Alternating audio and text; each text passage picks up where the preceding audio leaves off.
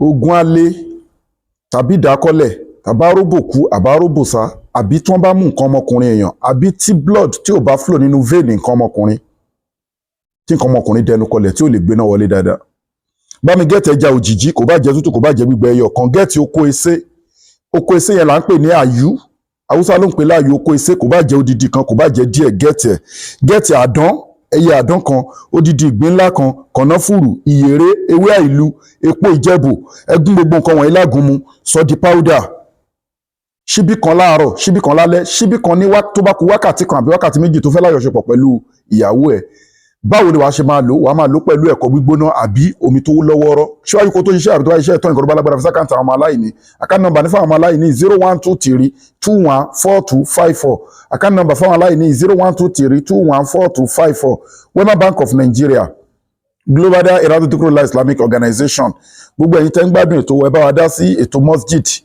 bẹ́ẹ̀ ni ẹ dá sí ètò masjid tá ń kọ́ lọ́wọ́ ẹ bá wa dá sí ẹ dẹ̀ farabalẹ̀ kẹ́ gbọ́ fídíò ìdílé kẹ́ fi ránṣẹ́ fáwọn èèyàn. A ní àwọn halal powder tó jẹ́ pé kì í ṣẹ̀yọnu ayé kì í ṣẹ̀bi àgbà ó bẹ́ẹ̀ anybody kì í ṣèmùlẹ̀ àgbà. This powder ó máa create a solid barrier between you and evil world monitoring spirit ò ní rí ẹ mọ́ wàá rògbò ẹ̀ lò èyí tó máa dà mọ́ṣẹ́ èyí tó máa miss mọ́ cream èyí tó máa lò pẹ̀lú omi tó lọ́wọ́rọ́ tó ń bá mú nǹkan ọmọkùnrin a ní package tá ń ṣe fún tó ń bá mú tóbi obìnrin tó ń wojú Ọlọ́run bá fọmọ a ní special package tá ń ṣe fún wọn ẹni tó ní diabetics oríṣiríṣi àwọn àìsàn ètò sàárà wà tó legit ètò àdúrà wà tó legit ètò àwẹ̀ wà tó legit àwọn halal powder wà tá a máa ń ṣe tó jẹ́ special a wà ní Òkè Ògùn Mádàgbáyún Ìbẹ̀jú Lẹ́kì Ẹ̀pẹ́ expressway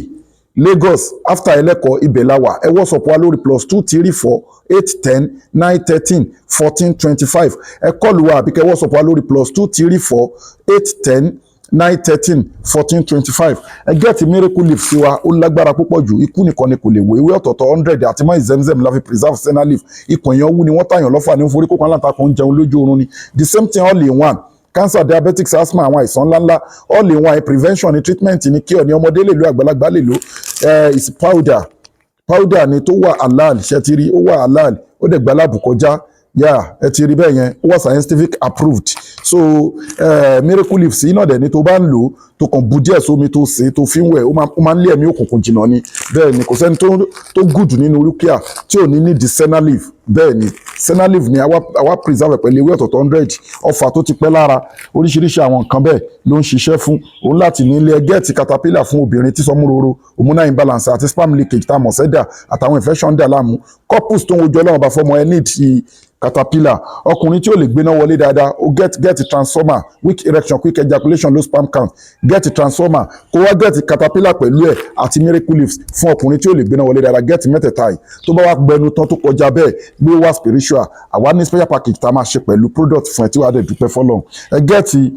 bulldozer med fibroid fún fibroid àti fún blockage tube ó wà effective gidi ẹ get memory booster ìsọ̀yè ìlẹ́àm fọmọdé àti fún àgbàlagbà tó ń gbàgbé nǹkan kódà kó lọ́wọ́ ayé nínú ẹ get